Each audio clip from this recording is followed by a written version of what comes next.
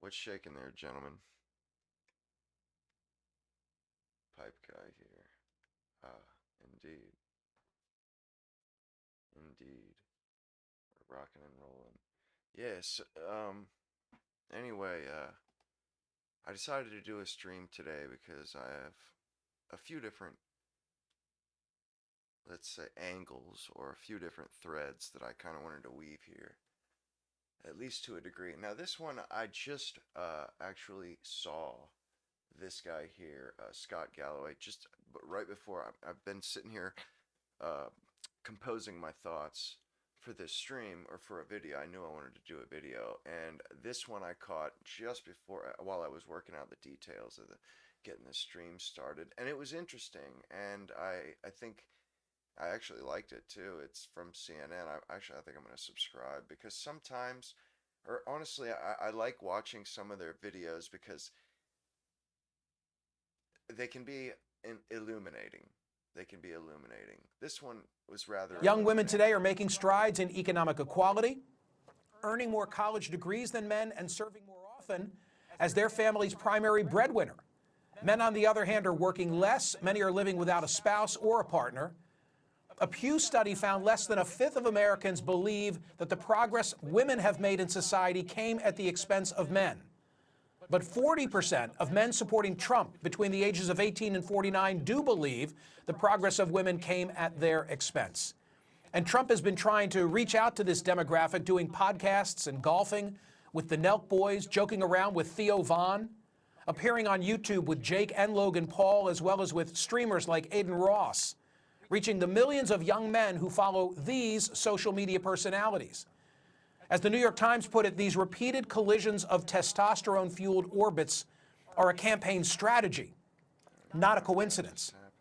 Look, that our young men today are struggling in comparison to young women, it's borne out in the data, raising the question of whether it's time for a targeted intervention. Consider that at the Democratic Party website, there's a list under the heading, Who We Serve, of 16 different demographic groups. They include African Americans, the faith community. And if you'll take notice, do you see working class? Do you see, I mean, honestly, do you see poor or working class? You see and this, this is one of those hallmarks of the Democrats where they're just they do so, this is how they divide. This is how they divide. They can't just say they work for the American people. They've got to chop it up into 30 different things. That way they can specifically leave out groups. They can specifically discriminate against groups. I mean, that's essentially what they are doing. And you can see on there, men aren't on there. Poor people aren't even on there, which is insane. Uh, working class people aren't on there. Instead, they put union members and families, young people and students. Women's on there. They say young people and students. They've got to be intentionally vague there. But at the same time, they're right on the money when they make no bones about advocating for women. But man, you don't see not a damn one of those things. It's like they only advocate for men out of sheer obligation because you so happen to belong to, uh, a minority group or some minority or other. LGBTQ plus community, rural Americans, and women, but not men. Which brings me to today's poll question at Smerconish.com. Are policy solutions necessary to address the plight of young men who are underperforming in schools? Isn't that funny? Are policy solutions needed to correct the egregious fallout and collateral damage from our policies? Nay, not even their policies. It's not that this is collateral damage. They went after the gender equality thing as a straight up zero sum game. That the only way for women to get more was to take it from men. It couldn't be a rising tide leads all boats. They had to take it from men. They took it from men. They took it from men. And now they're like, do we need policy to fix what we messed up? And they dress it up all fancy and whatnot to make it seem like that they were not the they're not the directors, they're not the ones that advocated for this exact outcome. That literally, that, they started out, we want to raise women up and we're going to tear men down. I mean, really, they cannot, like how they kind of spin and pretend that they, that their fingerprints aren't on the murder weapon, and it's just chef's kiss for the political theater. I mean, propagandists, like Joseph Goebbels would frickin' blush at these people. He would blush at the propaganda. Leading unhealthier lives than young women. Go vote. Joining me now is NYU Business School professor Scott Galloway, host of the podcast Prof G. Scott, of course. It really bothers me how they refuse to make value judgments unless it comes to men. They would never say that women live an unhealthy lifestyle. They would never say that black people live an unhealthy lifestyle. Never. Never. They would never say that Native Americans live an unhealthy lifestyle. All three of those groups live a terribly unhealthy lifestyle. Women, they sleeping around, I mean, they're not happy. They're not happy. I mean, I keep hearing this male loneliness epidemic. No, that's not what it is. It's a males want to be left the hell alone epidemic. It's a female loneliness epidemic. But he said they're not living healthy lives. They would never say that about anybody else. That this is the crux. Everything is two-tiered. Everything is rules for one group and rules for another. It's stark with everything. That's how the Democrats play politics. We're going to treat this group better than this group. Well, Has been at the forefront of discussions about the plight of young men who feel forgotten. Great to have you back. That Claire Kane Miller piece. Forgotten by who? The Democrats. In the New York Times, I thought really interesting because the men in this category whom she interviewed, she said they're not misogynist. They're more focused on the economy and what they perceive to be their lack of economic opportunity. Will you speak to that issue? Great to see you, Michael. Yeah, it's interesting. It would be incorrect to assume that it's men who want to go back to the past and are some way. This isn't thinly veiled misogyny. As a matter of fact, among Gen Z and millennial men, they're very supportive of gender equality. So it's not that they're moving towards the Republican Party. They feel abandoned by the Democratic Party. And that is, if you have a group, the Democratic Party right now, Michael, is facing the same issues as some of the DEI apparatus at universities. And that is when you are purposely and explicitly advocating for 76% of the population, are you advocating for them or are you discriminating against the 24%? And that's how I think a lot of young men feel. Quite frankly, they just don't feel seen by the Democratic Party. To the issue of economics, you reference college, where pretty soon with these trends, we're going to have 2-to-1 female to male college grads. Women in urban areas under the age of 30 are now making more money than men. More single women own homes than men. And by the way, those are wonderful things. And most men don't resent that. Nobody cares that women own houses. Nobody cares. Let them buy cats and live in their houses. We don't care about them. We care about us. Us. That's what's important. Me, my life. Us. Nobody gives a shit how well women are doing. Nobody cares how many diplomas they have. I'll wipe my ass with a college diploma from Harvard. It means nothing. No company in this country would value everybody that I know that works in any corporate environment or any business that's national or international, which A lot of people around me do. Not all of them secretly say that yeah, they would prefer they take somebody with no college education, green, off the street, and train them themselves.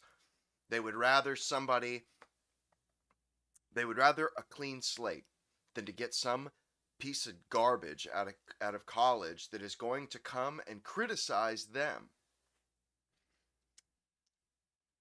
What they see is a huge apparatus and resources and rhetoric and very inspiring speeches about the importance of advocating for every single group but young men. Mm-hmm. Yeah, it doesn't seem to be a popular position to carry that flag. And I want to show you something. I'll read it aloud in case you don't have return. There was a headline in the New York Times, Trump courts the Maniverse. There it is. Big story, well done story. And I took a look, Scott, at some of the comments, and this one caught my eye because it was typical. Put that up on the screen, Catherine. So this person said, that headline says it all. A bunch of bros with fake jobs, preaching to a bunch of bros with no jobs, being courted by a tiny man who has never held a job that he was qualified for. And I could read you 10 like that, more than 10 like that. And I think that's part of the reason why, there's this mindset out there like, screw these guys, they don't need assistance. Many of them are young white men. They've been privileged to begin with. What would you say to those who aren't showing the sympathy for the demographic we're talking about? It's simple. Should a 19-year-old who has fewer opportunities educationally, fewer opportunities professionally, what happened to wood, metal, and auto shop? You have an education system that's highly biased against them. Boys are twice as likely on a behavior-adjusted basis. It's as simple as this. If you create a society that shits on men, that berates men, constantly attacks men, puts them at the bottom rung of society, you will destroy your society.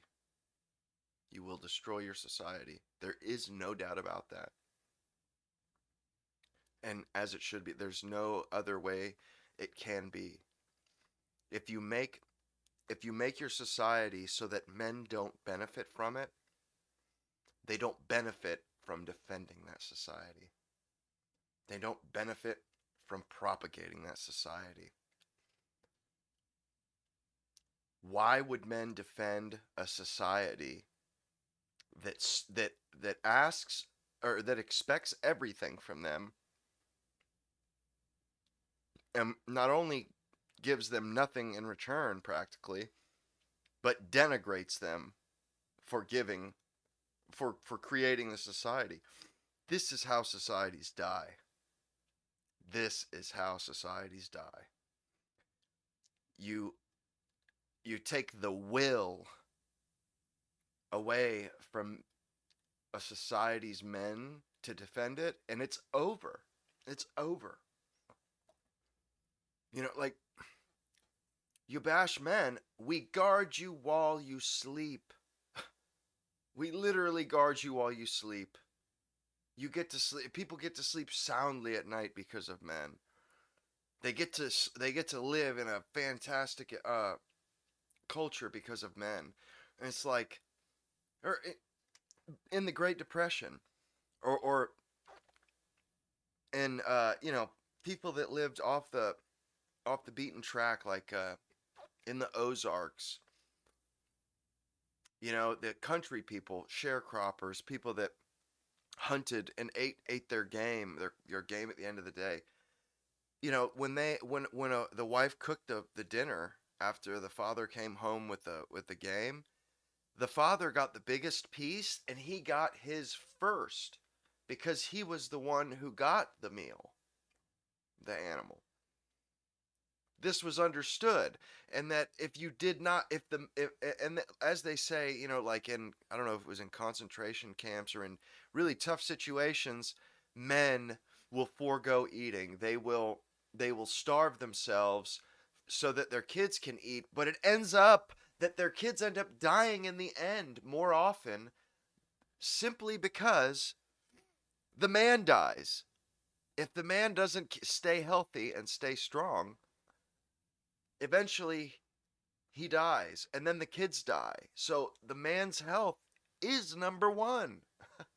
Because without him, the kids don't survive. It doesn't matter anymore at that point. And it just, man, it's just like society. It's really we've the Democrats. They've gotten so far beyond the pale. They've set themselves up as the absolute enemies of of average everyday people and everything it means to be average and everyday. All the things that we love about America, they're terrible. And more or less they've set themselves up as the counterculture. You know, culture by absolute definition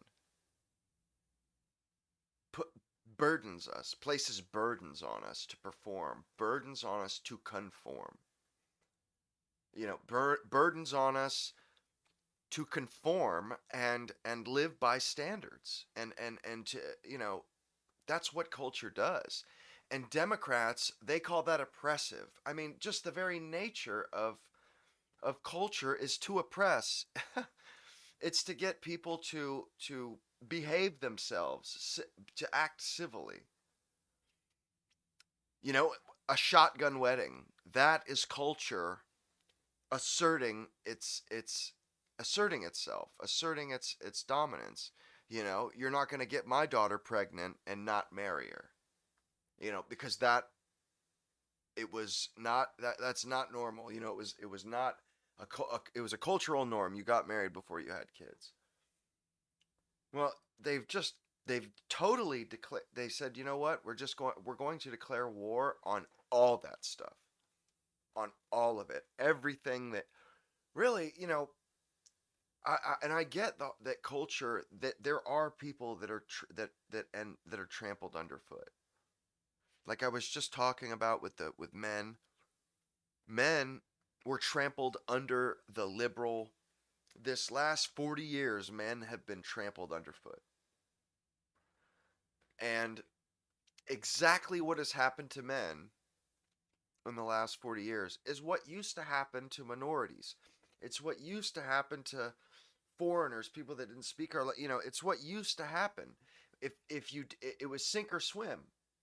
Either you learn the language and you adapted to American ways of living, or you left, or you died. One or the other. You know, you adapted, you left, or you died.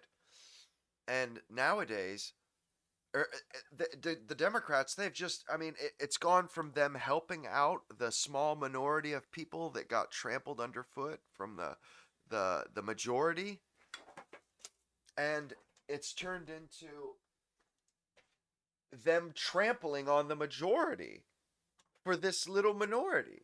I mean, it's incredible. Is to be suspended. As girls, think about what we want in education. We want someone who's organized, who's a pleaser, who sits down, who's not disruptive. You basically describe a girl. So the question is, you know, do we believe empathy is a zero-sum game? And that is, gay marriage didn't hurt heteronormative marriage. Civil rights didn't hurt white people. And should a 19-year-old with fewer economic and romantic opportunities pay the price for the privilege that you and me enjoyed, Michael? That's the key question. Is it time for them to pay back the wrongs of the past? Or do we, in fact, decide that we cannot have a society that flourishes, women cannot flourish, when men are floundering? Nope. So the notion that somehow this group who is committing suicide, can you imagine any group, Michael, that was killing themselves at 4 times the rate of the control group and it not being a discussion? How many times did we hear about breaking the glass ceiling and that who's going to tell President Trump that that job he's seeking might be a black job? Those are inspiring, righteous words. No, Did anybody on stage at the Democratic convention mention the very real issues young men are facing? And this is the opportunity. This is a battle. It was supposed to be a battle over a new form of kind of liberating women. We thought that was going to be the defining issue in this campaign, bodily autonomy. It's turning into masculinity and different visions of masculinity. And there's a huge opportunity here. Because while Nobody Trump has cares embraced the about manosphere, Isn't that Walls, to the funny? Democrats' Women don't give a shit credit, about is abortion right portraying a now form of because masculinity they more can't around find a protection man. and service. And that is a wonderful definition of masculinity. And that is the opportunity for Democrats. First, they have to acknowledge the problem. Young men have fallen faster than any demographic in America over the last 40 years, and to embrace a more modern form of masculinity and to lean into it.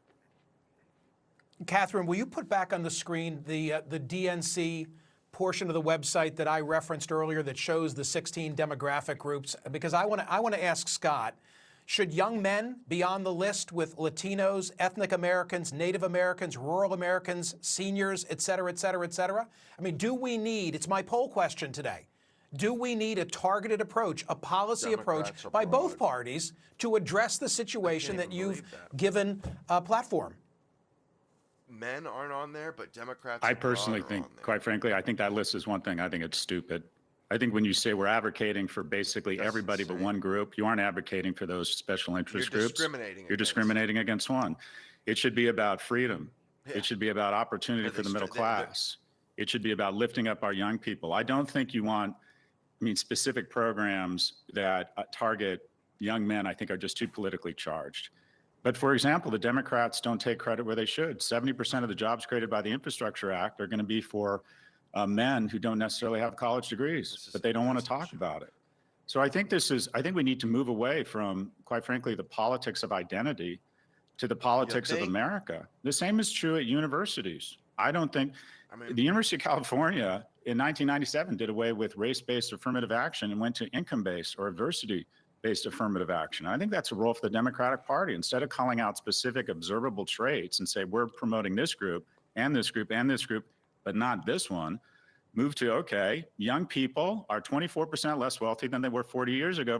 yeah, we've been shitting on men for so long.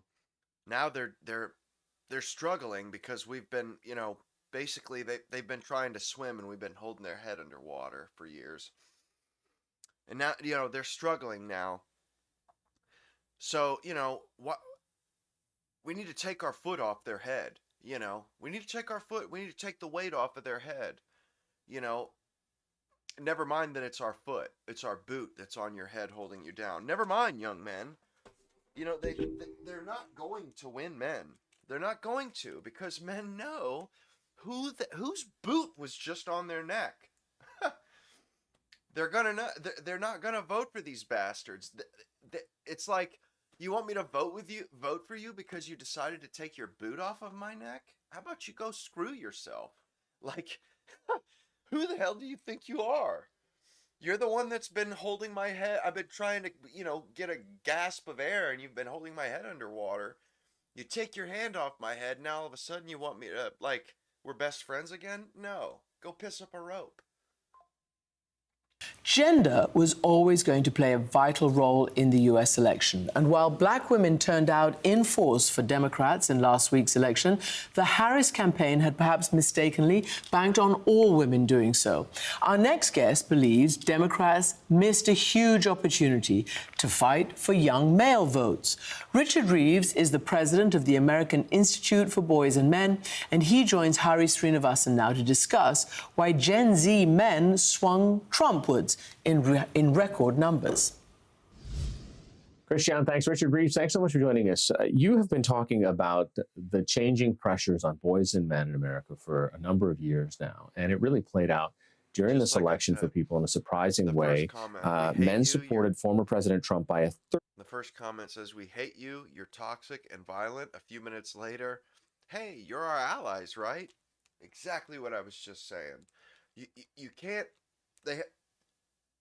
you have your boot on somebody's neck, and at the same time hoping that they vote for you. We're saying, "Hey, will you vote for me if I promise to take my boot off of your neck?" It makes no sense. They've really mucked. 15-point margin. That's up from 8 in 2020. But throughout the demographics, especially young men, they waged a war on American normalcy and American men. America, basically normal America. They have waged a war on it since the 60s, since the counterculture. They have literally anything that bucks American culture, that your grandparents would frown upon, anything that your grandparents would frown upon is evil. It's totally evil, or any is it's virtuous. I had it backwards. Anything your parents would frown upon, the act whatever they would frown upon, the Democrats think the opposite. That it's virtuous. It's virtuous to be transgressive. It's virtuous to have children out of wedlock. It's virtuous. It's totally ridiculous. It's ridiculous. They've been totally against it, and I, it's not that easy to spot either, because the way that each individual issue is attacked, it doesn't come off as them just straight up attacking America or attacking the normalcy of America. But I mean, and we all physically feel like things are getting worse. I mean, I feel it. I know other people feel it. That's because they're slowly but surely making the norms that we love and have known and have come to love. They're making those norms bad, shameful. It's shameful to have children in a marriage. That's shameful. I remember when I was 19 and I was thinking about marriage, and I asked my girlfriend at the time. I got laughed out of the room. Straight up, I got laughed out of the room. I was shamed because I wanted a normal American life. I mean, I'm so sick of seeing the country I love, the people I love, the culture I love, the traditions I love, the statues, the art, the buildings, everything. They must destroy it. They're on this we must destroy it kick. Anybody who's foreign, they're for, and is automatically virtuous. If you're an immigrant, it doesn't matter if you just killed people by illegally turning on a road. It doesn't matter. It does not matter. If you are foreign, if you are anything but American, you are virtuous to the Democrats. And they are here to fight for you. If you are American, you have the white picket fence, or you want the white picket fence, you're evil. You're evil. Period. It's that simple. I mean, it's gotten to that point. A few years ago, I wouldn't have said that, but now, like, the constituency of the Democrat Party, I see comments all the time where they're just like, Republicans are evil, Trump voters are evil, and it's just like it blows my mind. And what's crazy is I hear people say, oh, I'm leaving the Democrat Party because they're not sane anymore. No, what you mean is they're not advocating for normal anymore. They're not advocating for civilized or safety anymore. They're advocating for criminals now. They just they lost Alan Dershowitz. He came out and he's going to vigorously oppose Democrats from now on. And he's been vigorously opposing Republicans since the 60s. And they lost him. Till so much more for the president. How did you see this coming? We did see it coming, Harry. We saw in the polling in the run up to the election that men, and especially young men, were moving very strongly into the Republican camp. What we didn't expect was that actually the young women would also move away from their levels of support. And so the gender gap actually didn't change very much. But the reason for that is because while young men moved to the right, so did young women. Now, of course, the gender gap remained, but any story about this election has to take into account the fact that the move wasn't just among men. It's the real danger. They're starting to grapple with that now, that it's not just among men. Because women are watching other women get raped, molested, stabbed in the neck in a train car, and nothing is done about it. Nothing is done about it. In fact,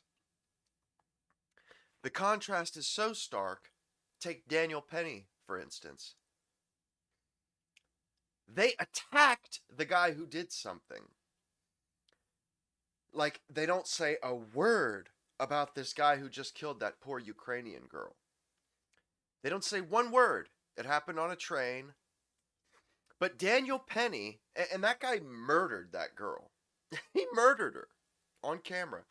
Daniel Penny didn't murder anyone. He killed a man on accident trying to secure the guy. And Daniel Penny, there was an uproar in the media. That was they attacked that guy viciously, and he took up like a week news cycle.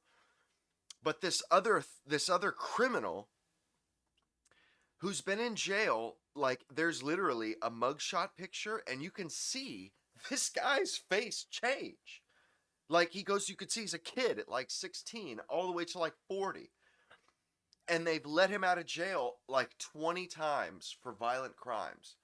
And then he stabs this poor Ukrainian girl who's just trying to go home after working a shift at a pizzeria. And man, they've got no sympathy for this woman. They've got none. And you know what? Women, they know what's good for them. And when they're watching other women get murdered and this guy's dripping blood all over the place and nobody's bum rushing him. It's whatever. Women, that scares the shit out of them. That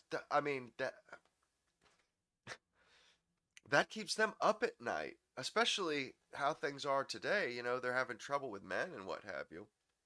But I mean, it's incredible. Like, of course you're losing everybody because you're not enforcing the law. That's all people want, of all colors, of all everybody just wants the law enforced. Is that particularly because we had a female candidate on the Democrat side and such a sort of performative masculinity on the Republican side, that the move of men, and especially Isn't young... that funny? They call enforcing the law performative masculinity. Isn't that funny? And will be falsely attributed to sexism or a backlash or misogyny. And I think this is much more a story of neglect than of sexism. That the problems that many men feel they have in employment, in education, just really weren't being talked about or reflected on the Democrat side. And whilst I don't want to overstate the policy substance that was on the Republican side, it's certainly true that many young men felt more welcomed, more seen, more heard. Yeah, well, just the other video, like, they don't feel heard yet because they aren't heard. The Democrats are openly against them. Like, it's not. I have a really starting to have a problem with nobody wanting to call a spade a spade. And language means something, and we need to start just calling things what they are and just accepting, like, it blows my mind how all of the Democrats speak problematic. We can't just say it's bad. And they're constantly, they want to, it's like they try to make language that obscures their value judgments, because they make value judgments. They have to make value judgments, or you can't set policy. If one thing isn't better than the other, then why are you setting a policy? So they have to make value judgments. So they try to obscure the fact that they are saying one thing is better than the other. And it's starting to bother me. Like, we can't just say that American culture is obviously and decidedly better than Indian culture. Like, dots not feather Indian culture, or African culture, like Nigeria or Ghana or Uganda.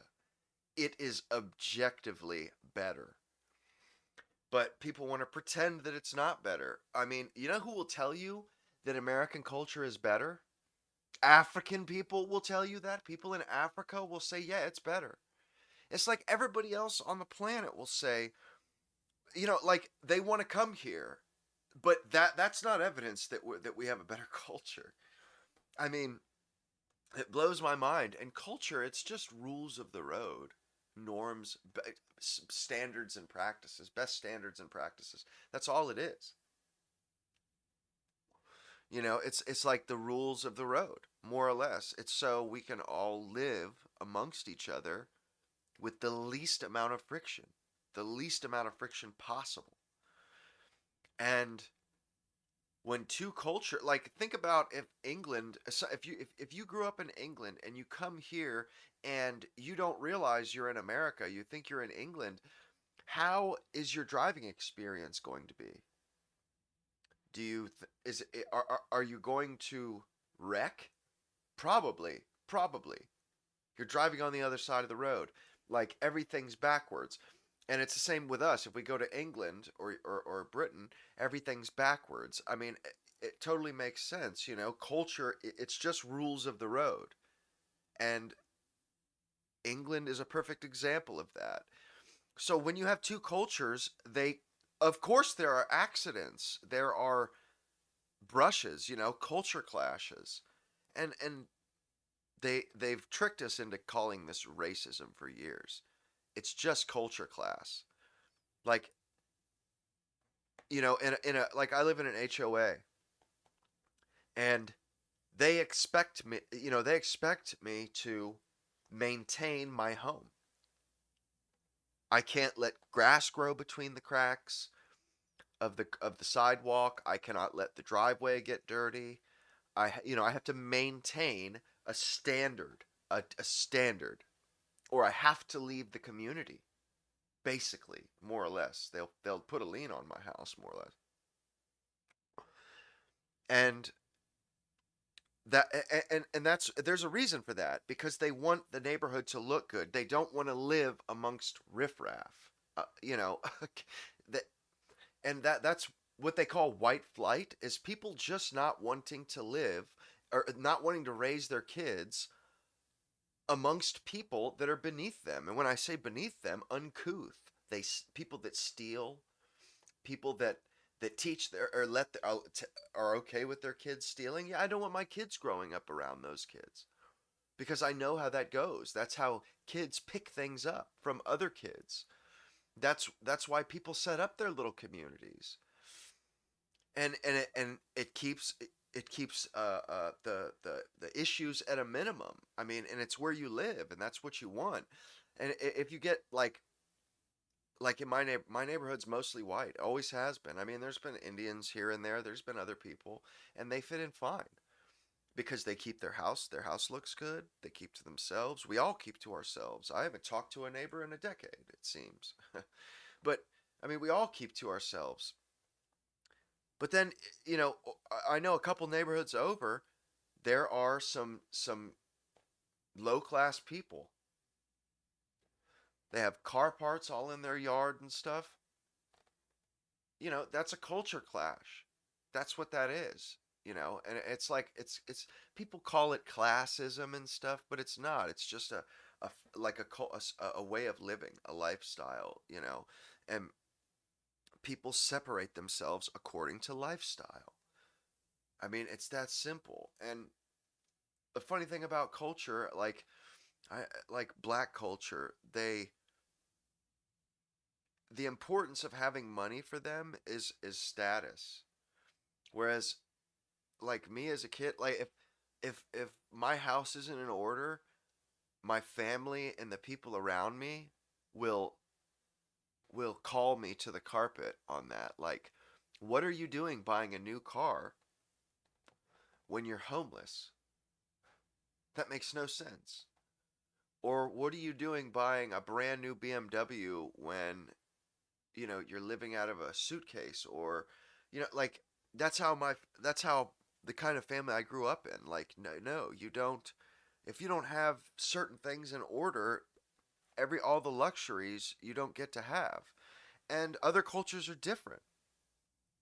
So there's some clash there. That's all it is. That's all it is not wanting to clash with other people. And if you live a certain way, a way that your parents, everybody lives, everybody has their own culture, and everybody congregates where they are wanted, more or less. Like I seen a guy comment the other day on one of my videos that you grow where you're planted. And I thought that was a pretty interesting term. I mean, truly. And I'm starting to get a whole new beat on this, on everything, on all the lies I've had told to me over the years, and or that we've had shoved down our throats over the years.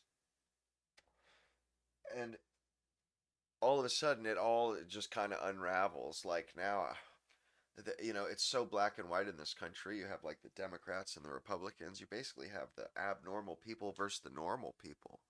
And the abnormal side, the side that used to advocate for uh, everybody who wasn't an American, more or less, that didn't fit in cohesively with everybody else, black, white, or purple.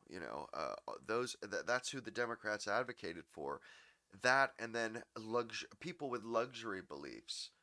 People that can afford to vote for other people's best interest and not their own. Well, those people are getting fewer and farther between when you got people like Alan Dershowitz throwing in the towel. Like, that's crazy. I mean, and honestly, I think it's rightfully so. I think it's absolutely right it's just that honestly, they should just be disbanded, start from scratch, truly. And just start from scratch, get rid of the whole ball of wax, the whole Democrat Party, because they brought us the KKK, they brought us uh, Jim Crow, Planned Parenthood, the New Deal. I mean, you could just go on and on. The welfare state, like all of basically them just tearing down society, one institution at a time. That's that's more or less what they've been doing. Their long march through the institutions. What they mean, if they mean the long march of Godzilla through the institutions, they're right. They're absolutely right, because that's what it is. It's the long Godzilla-like march through the institutions. Truly. If you love your penis, this video is for you. Whoa, that's weird. The hell? What in the hell was that? Good evening. Oh, it's a doctor video. That's weird. Hi, everyone. That was super creepy.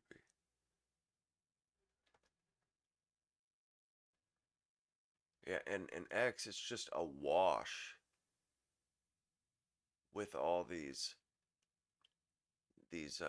people pointing out that, I mean, like, here's one. Some lady at a church beats this poor little tow-headed boy that just beats him to black and blue. I mean, good lord. And then, it gets brought up on X. There's not a peep about it on mainstream media, and everybody just meh, that's it. Yeah, like this guy kills this woman on walking a dog. You know, and people are doing these showing, you do a search result or search on AP News, you get 74,000 and change results for George Floyd. You do a search for this woman, this Ukrainian woman's name, and you get zero. And I saw somebody put it pretty well, that all the people with the Ukraine flags in their bio, not one of those people has said a word about that Ukrainian girl. And that goes to show you that they don't give a damn about people. I mean, really and truly. And it's like anything but our culture, anything but America, anything but Americans. That's who these people fight for. And it's just, it's got to change.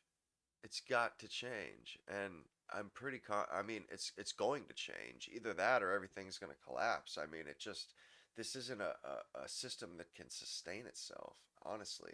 I don't think, not even close, really.